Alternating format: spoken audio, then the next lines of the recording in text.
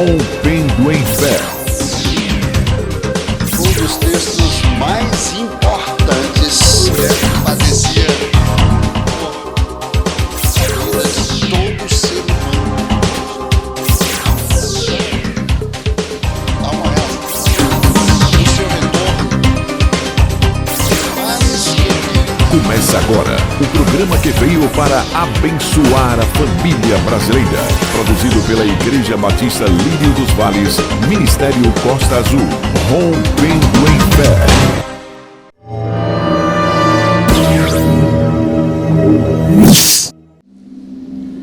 Mateus 5:8.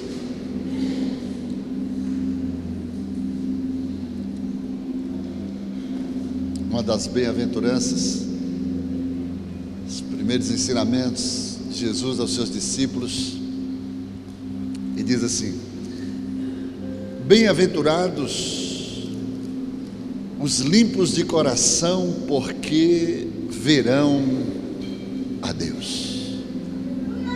Amém, graças a Deus. Podeis tomar assento.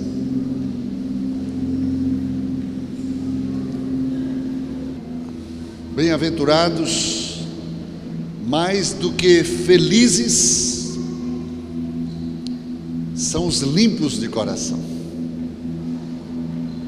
porque somente através de um coração limpo, um coração puro, nós podemos nos achegar adiante de Deus, para contemplar a sua face e a beleza da sua santidade.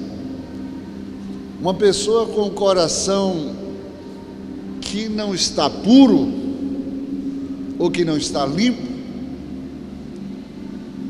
nem pode se achegar, muito menos ver, porque para ver você tem que se achegar. E aqui Deus nos faz entender, queridos, que o segredo está no coração. Jesus, para entrar na vida de alguém, Jesus bate a porta do coração. No livro do Apocalipse diz que o Senhor dizendo: eis que eu estou à porta e bato. A porta de quê? E ele diz: se tu ouvir a minha voz, abrir a porta do teu coração, eu vou entrar, vou fazer morada, vou cear contigo e vou permanecer eternamente. Aleluia. É através do coração que Jesus fala, é através do coração que Jesus se move, porque é a morada dele, é o habitar. Deus deixou, queridos, de habitar no trono de glória para habitar no teu coração. Aqui na terra, Jesus habita no teu coração. Ele fez, na verdade, o seu coração o seu trono. E através do teu coração que ele se move, e ele quer nos conduzir em triunfo, dirigindo os nossos passos, nos abençoando através do nosso coração. Só que tem um detalhe, aqui no livro do próprio Mateus, Evangelho de Mateus, no capítulo 15, Jesus repreendeu os fariseus por causa do que estava dentro do coração deles. E Jesus foi duro com eles, até mesmo dizendo: hipócritas, os teus lábios me louvam por fora. Bem dissera o profeta Isaías a vosso respeito, dizendo: este povo honra-me com os lábios, mas o seu coração está longe de mim, e em vão me adoram, ensinando doutrinas que são preceitos de homens. Então Jesus, ele conhece o coração. Quando Deus mandou Samuel ir até a casa de Jessé para levantar um rei que Deus encontrou, que fosse segundo o seu coração, quando ele diz: achei a Davi, homem segundo o meu coração, que venha a executar toda a minha vontade. E aí enviou Samuel até a casa de Jessé. E quando Jessé encontrou o primogênito, porque era natural, o primogênito tinha dupla honra, oficiava na ausência do pai o sacerdócio, né? Chefiava a casa e era quem substituía o pai. Geralmente, quando um pai deixava a sua função, o seu ofício, os reis, por exemplo, quando partiam desta terra, os primogênitos sempre eram os candidatos preferidos. E quando apareceu na casa de Jessé, o mais velho, o primogênito, se apresenta, e Samuel chega assim: eu não preciso nem orar, está aqui diante de mim o eleito de Deus, o ungido de Deus, a quem Deus escolheu.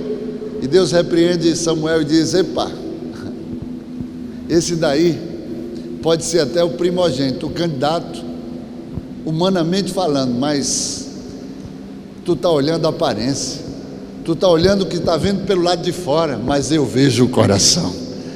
O coração desse daí seria o último a sentar no trono, a ser escolhido por mim.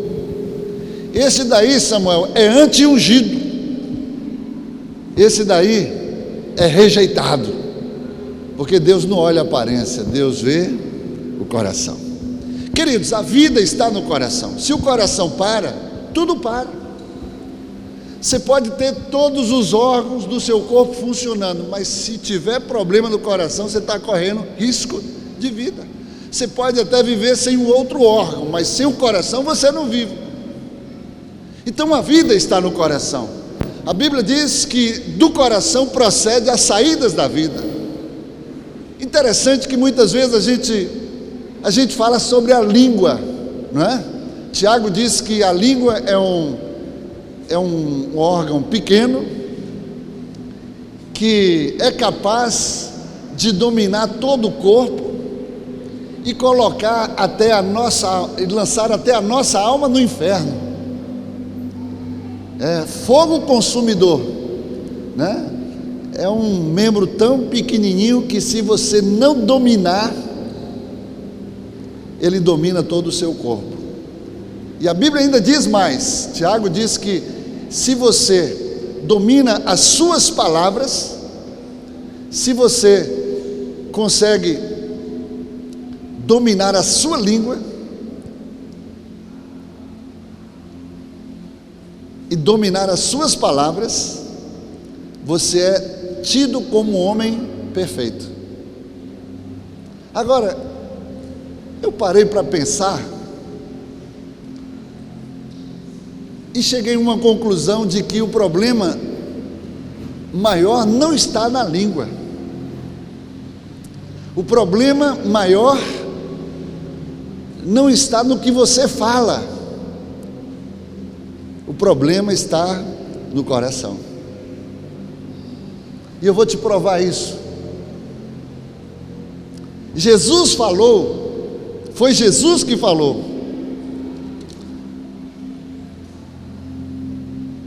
No livro de Mateus 15, no versículo 19,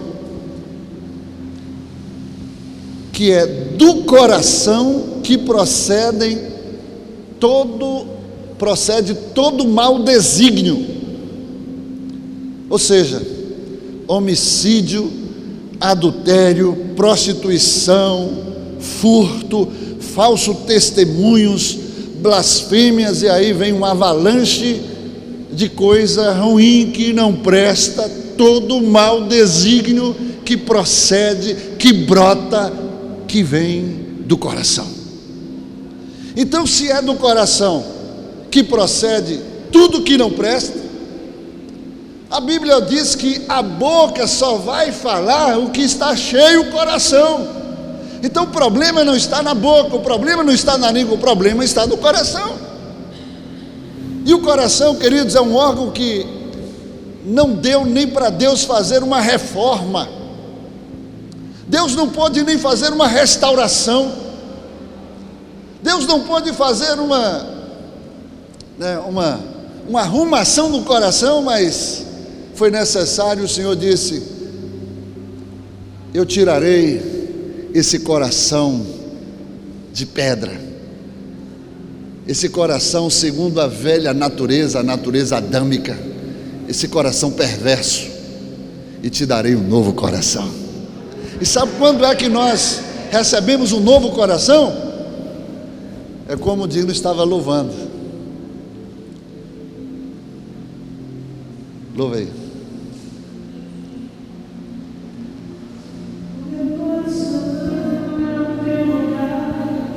Essa morada, Espírito Santo, mora em mim. É quando você convida Jesus para dominar o teu coração, para fazer morada no seu coração.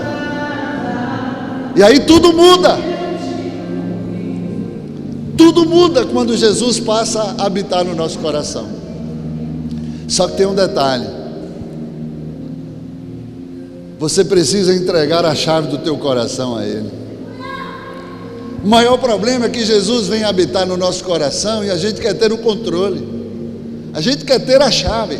Ele diz assim: eis que estou à porta e bato. Você tinha um controle, você tinha a chave. Você tem o direito de, pelo livre-arbítrio, de decidir, de convidá-lo ou não, de abrir a porta para ele entrar ou não. Mas quando você abre a porta, e a maçaneta é pelo lado de dentro, quando você abre a porta, destranca a fechadura. Todo mundo tem que fechar, a questão de segurança, O homem sozinho, ele se sente inseguro, ele tem que fechar a porta. Mas quando Jesus entra, aí você não se preocupa mais em querer fechar essa porta, porque, aleluia, o controle da tua porta, a chave vai ter que estar nas mãos de Jesus, para que Ele possa controlar e dirigir a tua vida e o teu coração. Quando você deixa Jesus entrar, meu irmão, você tem que descansar, saber que Ele é quem vai, a partir de agora, nortear os teus passos, é que vai agora, projetar os teus caminhos, colocar os sonhos de Deus dentro de você. Ele que vai se encarregar agora de mudar a tua história, de mudar a tua vida e principalmente mudar o seu coração. Interessante que o nosso coração humano, o nosso coração, segundo a velha natureza, a natureza adâmica, é um coração perverso. Lá no princípio, quando Deus constituiu o homem e o fez segundo a imagem do seu filho, Deus disse: façamos o homem segundo a imagem de Jesus, a imagem do Filho, conforme a nossa semelhança, porque nós somos aqui na terra a imagem de Cristo, amém? Segundo a nossa imagem, mas referindo-se ao Filho. E Deus trouxe o Zoe, assoprou o Ruach, o sopro de vida dentro de nós, ou seja, o Espírito de Deus, pelo qual nós passamos a ser chamados filhos de Deus. O homem no princípio ele era filho literalmente de Deus. Quando Deus deu livre-arbítrio para o homem e disse que ele poderia comer de dos frutos das árvores do jardim que Deus plantou, segundo as estatísticas, segundo os especialistas na área, existem mais de 300 mil tipos de árvores. Vamos imaginar que tinha 300 mil árvores no jardim plantadas por Deus, porque tudo que foi plantado foi Deus, tudo que foi criado foi Deus que criou, sim ou não? E aí Deus colocou uma árvore, a árvore do conhecimento do bem e do mal, e colocou no meio do jardim. E Deus disse para o homem: você pode comer de tudo, o jardim é a tua casa, é o teu habitat, você pode comer de tudo, mas do fruto desta árvore que eu plantei, que eu coloquei no meio do jardim, tu não vai comer, porque no dia que você comer, certamente você vai perecer, você vai morrer. Agora, por que Deus não colocou esta árvore do conhecimento, essa árvore chamada árvore proibida, por que Deus não colocou lá no fundo do jardim? Por que Deus não colocou lá num canto do jardim, colocou exatamente no meio? Sabe por quê? Porque com Deus não tem subterfúgio, com Deus não tem enrolação, com Deus não tem engano, irmãos. Deus é um Deus de verdade. Deus, quando te mostra algo, quando Deus te dá algo, Deus te coloca cara a cara. Deus te mostra dentro da realidade para que você não seja enganado. Se Deus colocasse no fundo do jardim, era mais fácil o homem até ficar passando. Geralmente nós passamos mais pelo meio. Ninguém anda pelas beiradas, pelos cantos. Foi exatamente para você conhecer a vontade de Deus, a verdade de Deus, e para que não fosse enganado. Mas mesmo assim, a velha serpente chegou para Eva, chegou para um homem e conseguiu enganá-lo através da própria palavra que Deus havia liberado. Na verdade, o engano nada mais é da palavra distorcida, ou da verdade distorcida. E eu queria dizer a vocês que o que mais nos preocupa nesses últimos dias que precedem a volta de Jesus Cristo é o engano. E a Bíblia é taxativa quando diz que nos últimos dias o amor de muitos se esfriarão. O que eu entendo aqui? É que o coração vai se esfriar. É que o coração não vai estar cheio de Deus, mas vai estar cheio de engano, e por isso vai desvirtuar o caminho do homem. Essa é a preocupação, porque a forma do homem ser enganado é ele ignorar a verdade.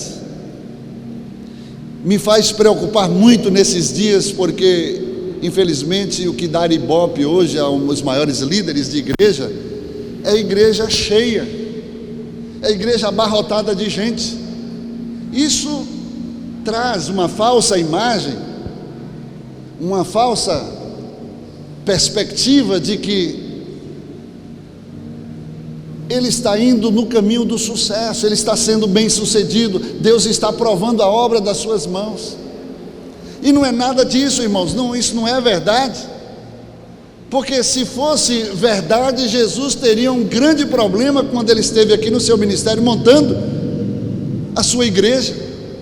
Jesus foi quem edificou, que criou, que construiu a igreja.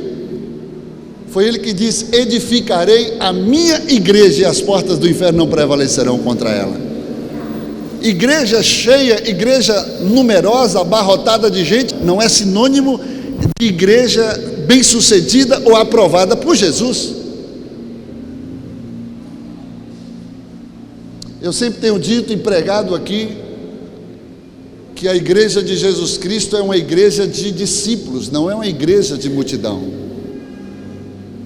Porque somente quem pode representar Jesus, ide no meu nome pregai, curai os enfermos, expulsai os demônios. Ou seja, para você lidar com o mundo espiritual, você tem que ter a autoridade de Jesus. multidão, povão, não tem autoridade de Jesus. Os maiores escândalos que hoje acontecem dentro da igreja, pode até acontecer com um dos seus discípulos, mas a maioria é por causa da multidão. A multidão jamais poderá representar Jesus, poderá ir no nome de Jesus, somente a quem recebeu autoridade. Então, Jesus nunca teve problema com multidão, porque ele nunca investiu na multidão, pelo contrário, ele se compadecia da multidão. Ele não despedia ou ignorava a multidão, porque sabia que a multidão estava ali também, porque ia, apesar de ir até Jesus, por causa das suas necessidades, por causa dos milagres, por causa dos movimentos, mas Jesus não os desprezava. Jesus permanecia e os consolava e os atendia, né? Até as últimas circunstâncias. Mas o compromisso de Jesus sempre foi com seus discípulos. Interessante que quando Jesus estabeleceu o seu ministério, Jesus tinha 500 discípulos. Mas Jesus tinha que passá-los à prova. Jesus tinha que, né, palavra dura como essa, aquele que quiser seguir após mim, negue-se a si mesmo. Tome a sua cruz e siga-me. Porque o que quiser ganhar a sua vida vai perder, mas o que perder ou abrir mão ou renunciar por causa de mim, já ganhou. Jesus diz: aquele que não deixar pai, mãe, filho, filha, irmão, irmão, por amor de mim, não pode ser meu discípulo, não é digno de mim. Então são palavras duras, de que para você se tornar um discípulo de Jesus, para você fazer parte da igreja de Jesus, você não tem que estabelecer a sua vontade, mas a vontade de quem estabeleceu, de quem instituiu, de quem edificou a igreja, a organização pela qual você faz parte. Então não é o seu querer, é o querer dele. Não é a sua vontade, é a vontade dele, que por sinal é boa, é perfeita e é agradável para você. Mas o segredo, o problema maior está no coração. Por que que na igreja hoje há tanta maledicência, há tanta fofoca, há tanto disse-me-disse, há tanta inveja, né? Há tanta divisão, há tanta coisa ruim, irmãos, que muitas vezes nós abominamos. Nós não nos sentimos confortáveis. Tem gente que fala: olha, eu vou sair da igreja porque eu não aguento de tanta maledicência, tanta fofoca.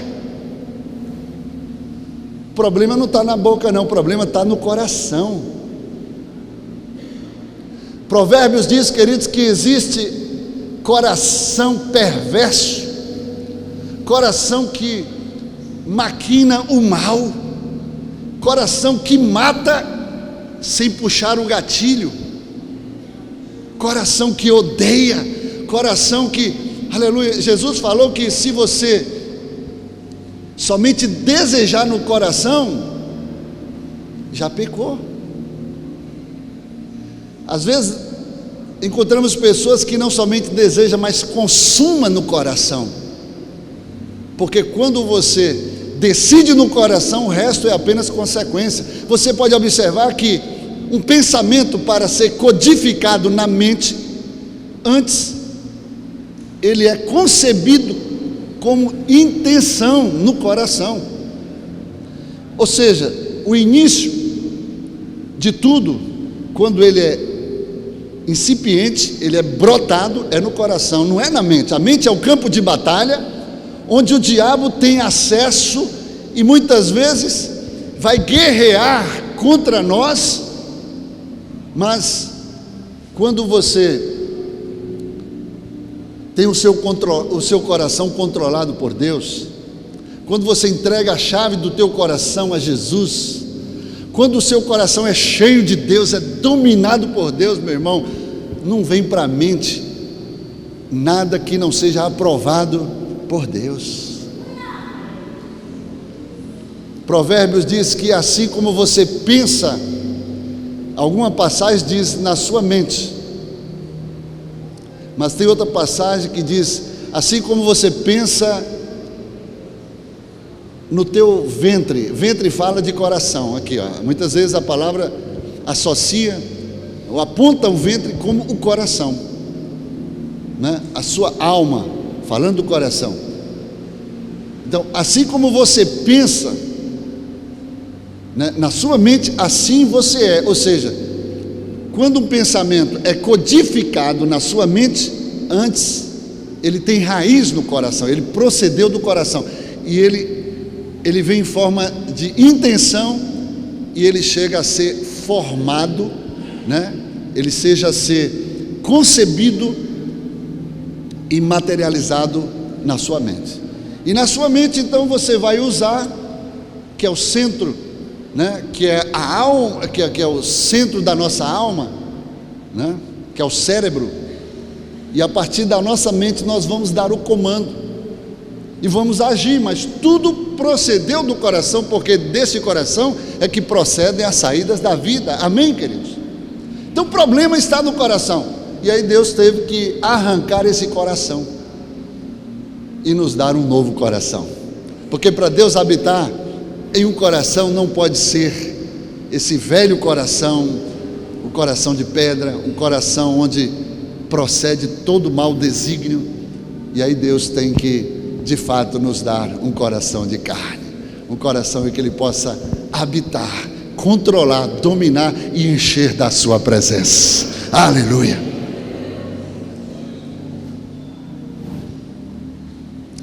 Mas por que, pastor, hoje a gente vê tanta coisa dentro da igreja, tanta divisão, né? Tanta maledicência, tanta fofoca, tanta coisa ruim dentro da igreja. Por quê? Por causa da ignorância da palavra. O diabo, nesses últimos dias, quando se manifestar o anticristo, você sabia que os sinais que Deus vai dar poder para que Ele manifeste com sinais, com poder, né? Para enganar a muitos. Olha lá, eu quero dizer para você que só vai ser enganado quem não tem o conhecimento da verdade.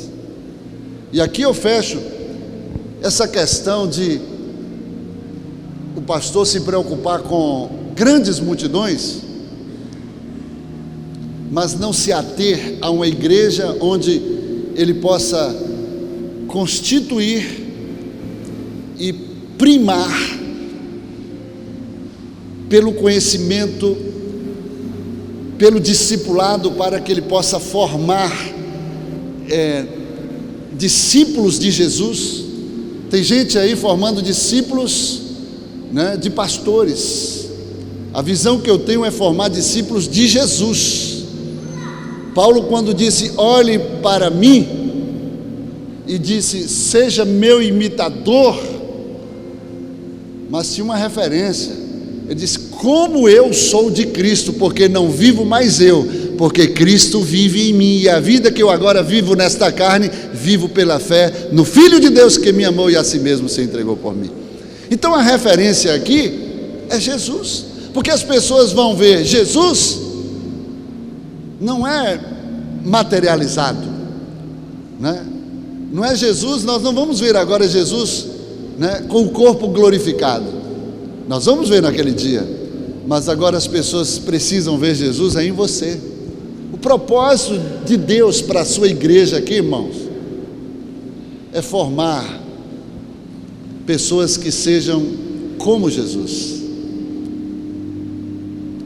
Volto a dizer aquele versículo que o próprio Jesus diz em Lucas 6,40, que um discípulo não pode ser maior nem igual ao seu mestre, mas quando bem instruído ele será como o seu mestre. Mas nós precisamos revelar Jesus, precisamos representar Jesus. Quando uma pessoa não pode estar presente, ele manda quem? Um representante, sim ou não? E você acha que você é o que aqui na terra? Um representante de Jesus. E um representante de Jesus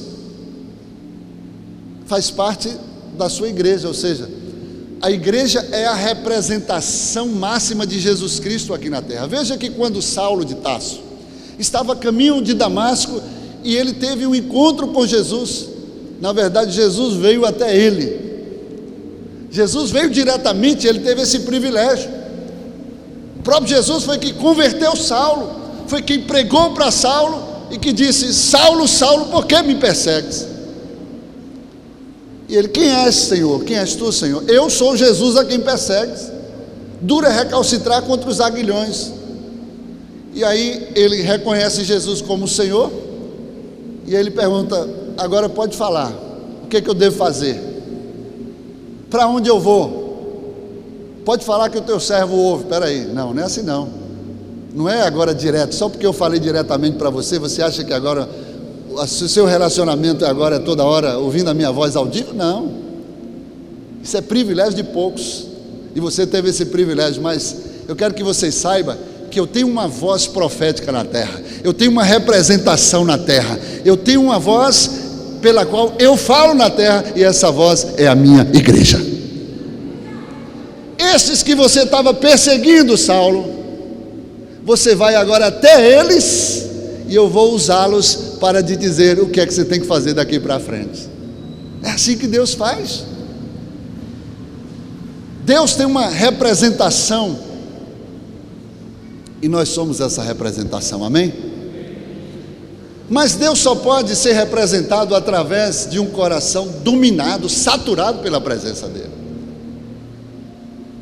Jesus fala para os fariseus, e olha que tem muito fariseu dentro da igreja, porque a igreja é uma organização que tem discípulos, tem fariseus, né? Tem os judeus espirituais, tem a multidão, tem o povo, né? Tem os hipócritas, tem de tudo, irmão. Por isso você não tem que se escandalizar. Você tem que conhecer a palavra para não se escandalizar, principalmente quando você vai trabalhar na linha de frente. Você vai passar tempo, né, acompanhando líderes. Você tem que ter os lombos cingidos, você tem que ter estrutura para suportar muita coisa, para não se escandalizar, porque o diabo não vai mexer, ele não vai querer investir pesado na multidão, não, ele vai investir nos líderes. Ele sabe que se ele ferir o pastor, o rebanho vai se dispersar. E muitas vezes nós, por não conhecermos a palavra de Deus, por vivermos muitas vezes no engano, porque a falta do conhecimento leva ao engano. O diabo conseguiu enganar o primeiro Adão através da palavra, e o engano é a verdade distorcida. É por isso que nesses últimos dias a igreja que vai prevalecer, queridos, é a igreja que estiver plantada, estruturada, alicerçada na palavra. Pastor, não estou falando de uma igreja como placa denominacional, mas você como igreja de Jesus Cristo na face da terra, porque o diabo não vai enganar a igreja como rótulo, mas vai enganar o homem como igreja, e você tem que estar plantado. Jesus falou: aqueles que ouvem estas minhas palavras e as praticam, assemelhá-lo-ei a um homem prudente que edificou a sua casa, a sua vida espiritual na rocha, na palavra. E aí vem as turbulências da vida, os ventos fortes que vêm contra aquela casa, mas ela vai permanecer firme, porque está estruturada, alicerçada na palavra. Nos últimos dias Deus vai dar poder ao diabo para operar sinais, prodígios e maravilhas. E tem muita gente que gosta disso, né? Gosta, onde tem movimento, o povo gosta. Onde tem, né, profecia, onde tem milagre, onde tem libertação, onde tem tudo isso, é bom, queridos. É Deus que faz, mas tudo isso vai passar. O milagre vai passar, a profecia vai passar, o que Deus fez na tua vida você esquece fácil, mas a palavra de Deus vai permanecer para sempre. E aí o diabo vai operar com muitos sinais e vai levar muitos por causa dos sinais. Você não tem que ser atraído pelos sinais, aleluia, mas os sinais seguirão aos que crerem. Só tem sinal através da palavra, porque a palavra se cumpre, a palavra é tudo que você precisa, que ela seja na tua vida, ela se manifestará. Jesus é a palavra, é o grande eu sou o que você precisa que eu seja. Na sede, eu sou a água viva, na fome eu sou o pão que desceu dos céus, no cansaço eu sou o seu refrigério, a sua força. Na batalha, eu sou Jeová Shabaoth, que guerreio as tuas guerras. Ele é o que nós necessitamos, que nós precisamos. Mas isso é palavra de Deus. O livro de Provérbios diz que, olha que coisa interessante, estamos falando de coração, então pega essa aí, Provérbios 6, diz o seguinte, versículo 14: no seu coração há perversidade, todo tempo maquina o mal, anda semeando contendas. Agora catuca o irmão que está do seu lado, diga para ele, graças a Deus que isso não tem aqui na igreja, né?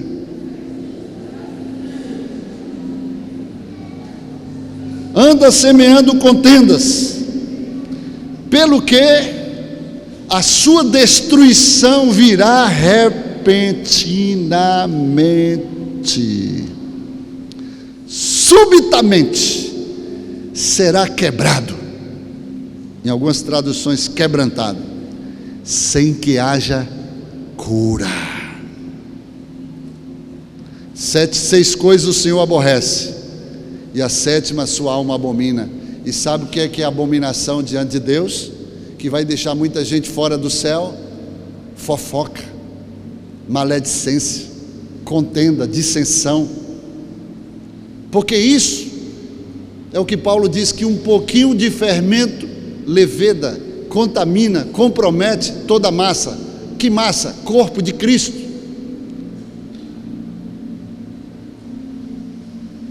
A Bíblia fala assim: se alguém pecar contra você, vai até ele, tenta convencê-lo do pecado.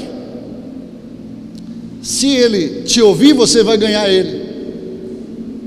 Se ele não te ouvir, você chama 2 testemunhas ou 3 e tenta pregar para ele, convencê-lo. Se não ouvir, leva diante da igreja. Se não tiver um coração quebrantado, humilde, reconhecer o seu erro, o seu pecado, então trata como ímpio. Olha que palavra dura. Jesus falou: aquele que não é comigo é contra mim, aquele que não ajunta espalha. Deus me fez enxergar, queridos, que existe uma guerra dentro da igreja, fora da igreja, no mundo no qual vivemos. E essa guerra, você tem que empunhar armas que não são naturais, que não são emocionais, que não são carnais, mas são espirituais e são poderosas em Deus para bombardear, para destruir as fortalezas do inferno. Nós estamos numa guerra. A nossa luta não é contra a carne nem contra sangue, não é contra o nosso irmão. Eu não tenho que desferir, disparar as minhas armas contra o meu irmão. Irmão, você já pensou, dentro de uma igreja, em vez da gente estar focando o nosso adversário, bombardeando o nosso adversário, a gente está sendo usado pelo adversário para nos autodestruir? É falta de visão, é falta de conhecimento, isso é ignorância, é agir na emoção. É por isso que nós não devemos agir na emoção. Você sabe o que acontece quando a gente agimos na emoção? em vez da gente estar repreendendo o mal, bombardeando o mal, né? Abortando o mal do nosso meio, a gente está disseminando o mal. A gente está se levantando irmão contra irmão. É como Jesus disse: quando a gente se converte, o primeiro sinal dentro da nossa casa é pai se levanta contra filho, filho se levanta contra o pai, nora contra sogra, sogra contra nora, né? E os inimigos são os da sua própria casa. Você está falando, né? Trazendo até uma imagem do que acontece muitas vezes dentro da casa do Senhor. E as pessoas, movidos pela emoção, na carnalidade muitas vezes, na naturalidade, perdem o foco por causa da ignorância da palavra, porque muitas vezes o diabo prende a nossa atenção com o que ele está fazendo. Aí chega o irmão: pastor, você sabe quem caiu? Você sabe quem fez isso? Meu irmão, não quero saber o que o diabo está fazendo, eu quero saber o que Deus está fazendo, é quem Deus está levantando, é quem Deus está usando. Nós temos que defender o nosso campo de lentilha, pedir a Deus uma revanche. Se o diabo fez isso com meu irmão, alto lá, Satanás, tu vai receber a chumbo grosso agora.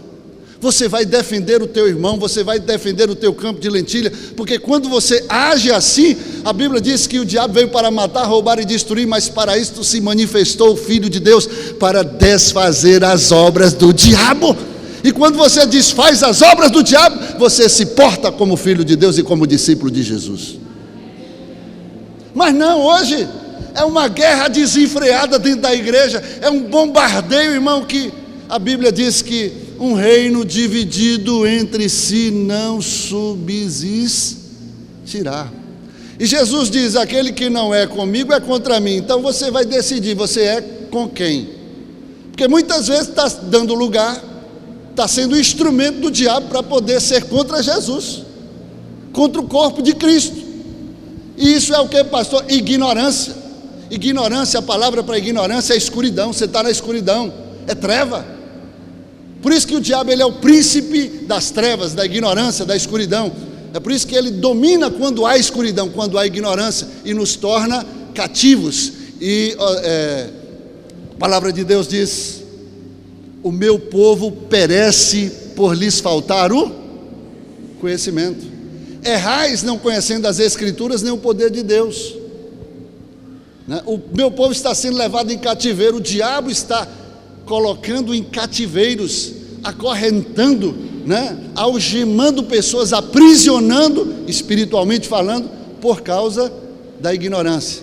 Mas graças a Deus, assim como o diabo, ele é o príncipe da ignorância, das trevas, e o mundo jaz nas trevas, jaz no maligno, graças a Deus que Jesus é o príncipe da luz, e a palavra para a luz é conhecimento, e ele diz: e conhecereis o conhecimento, e conhecereis a verdade, e a verdade vos libertará. Se pois o Filho vos libertar, verdadeiramente sereis livres.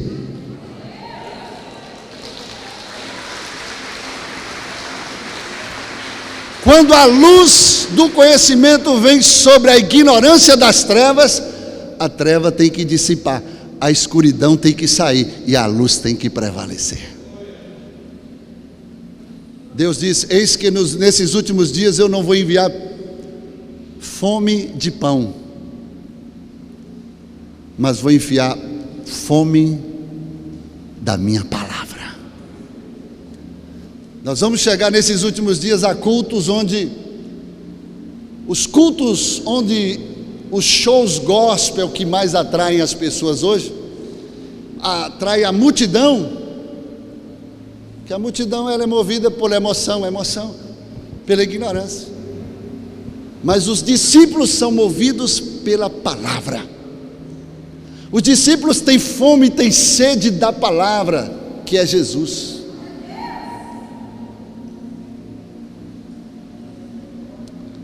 Jesus tinha 500 discípulos, mas chegou a perder 380, e implantou a sua igreja com 120. Já pensou se no dia de hoje, se nós fôssemos ver, né, a trajetória de Jesus, se fôssemos ver o trabalho, o ministério de Jesus, iríamos dizer que foi fracassado, né? Perdeu 3/4 praticamente do que ele arrebanhou, e só pôde inaugurar a igreja com 120. Mas cada um dos 120 valia por milhões. Era como o soldado de Davi, que um valia por 1000. Assim são os discípulos de Jesus. Cada discípulo vale por 1000. É preferível Jesus ter um discípulo que o represente do que a multidão que vem escandalizar. E a Bíblia diz que é necessário, é mister, que venha o escândalo. Mas ai por quem vier o escândalo. É inevitável que venha o escândalo. É necessário para se cumprir as Escrituras. É inevitável. Mas ai por quem? E somente aquele que tem ouvidos que pode entender e ouvir o que o Espírito está dizendo à igreja. Por isso eu quero encerrar, mas quem está gostando diga amém.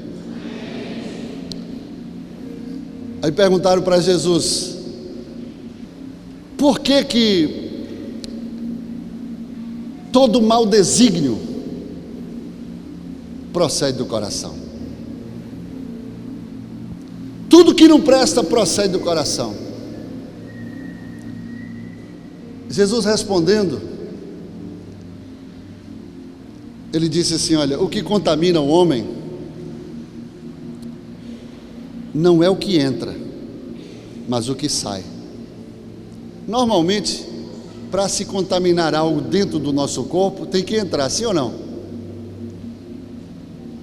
Dino mesmo estava com a filha dele, problema de diarreia, alguma coisa que entrou, contaminou e provocou a enfermidade.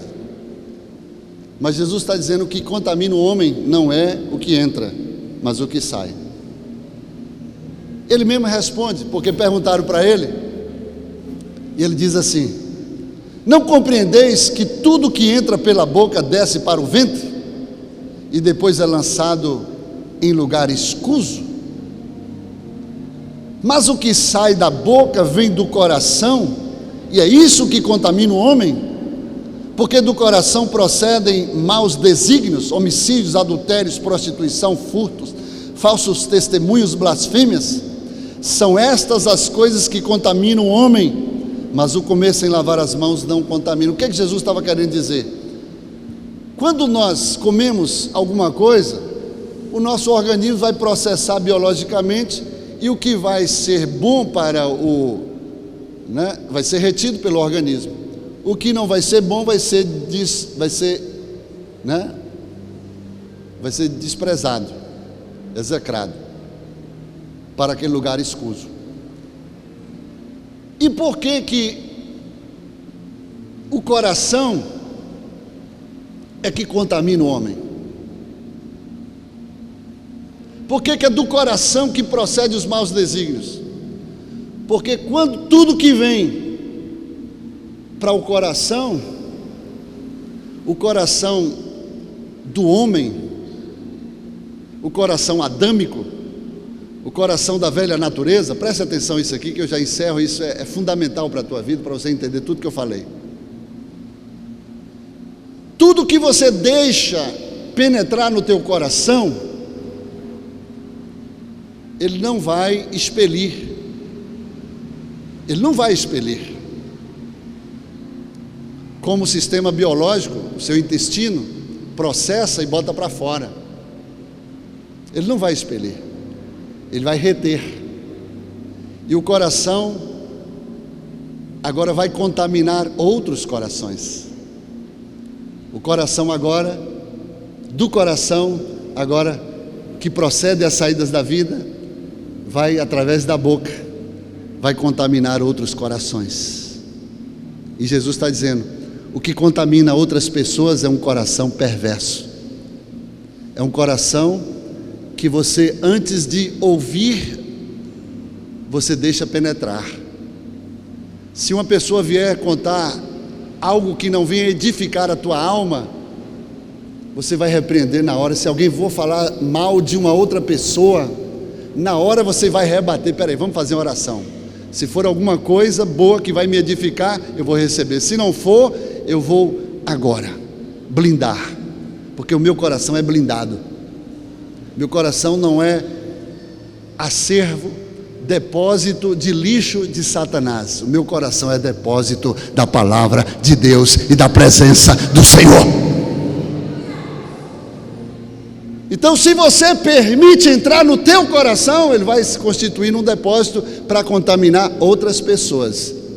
Mas se o seu coração é blindado pela palavra, e Filipenses 4:8 diz: tudo que é puro, tudo que é lícito, tudo que é de boa fama, tudo que é verdadeiro, tudo que é honesto, tudo que é louvável, tudo que virá para a minha edificação, então nisto eu vou colocar o meu pensamento, a minha mente. Mas se não for, já está blindado, nem entra. Paredes levantadas, muros levantados, portas fechadas, só vai entrar o que vem de Deus. As pessoas têm o poder pelo coração de fazer com que as outras pessoas fiquem mal, por causa de tudo que procede, toda sorte de imundícia que vem do coração, que contamina as outras pessoas. Mas quando o seu coração é cheio de Deus, você peneira, você vai blindar, você não vai deixar passar, não vai deixar entrar no teu coração, porque não vai ter lugar para esse tipo de coisa. Eu não sei, eu estava falando na terça-feira aqui no culto na escola de discípulos. Quem é que gosta de ter a sua vida na boca dos outros? Levanta a mão aí. Quem gosta de ter a sua vida na boca dos outros? Os outros falando mal de você. E na hora o Espírito de Deus me falou assim: e por que você gosta de falar dos outros, se você não gosta que os outros falem de você? E aquilo que você falar dos outros virá contra você. Diga para o irmão que está do seu lado: aquilo que você falar dos outros, vão falar de você, virá contra você. Deus fará com você. Deus falou para Davi assim: o que tu fizeste à escondida, o que tu fizeste em oculto, eu farei diante de todos os olhos de Israel. Uau! Então, antes de você falar do irmão, se não puder falar bem, não fale mal. Se não puder agregar, não diminua. Se não puder abençoar, não amaldiçoe. Você quer que falem de você? Você quer que venha contra você? Isto é, a pessoa está na ignorância, na escuridão. Infelizmente, Jesus não pode habitar na escuridão, porque quando Ele chega, Ele tem que tomar o controle e ter a chave do teu coração, para que o teu coração tenha apenas luz, conhecimento, palavra, que o teu coração seja um depósito, aleluia, da palavra e da presença de Deus na tua vida, para guiar os teus passos, conforme diz o salmista: luz para os meus caminhos, lâmpadas para os meus pés, é a tua palavra, ó Senhor. Vamos ficar de pé, em nome de Jesus.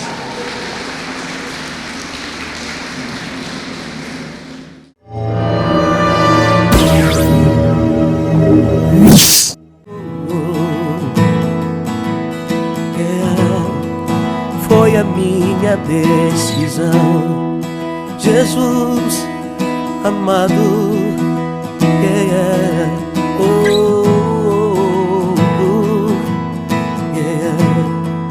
pois é teu meu coração. Produzido pela Igreja Batista Lírio dos Vales, Ministério Costa Azul, rompendo em fé.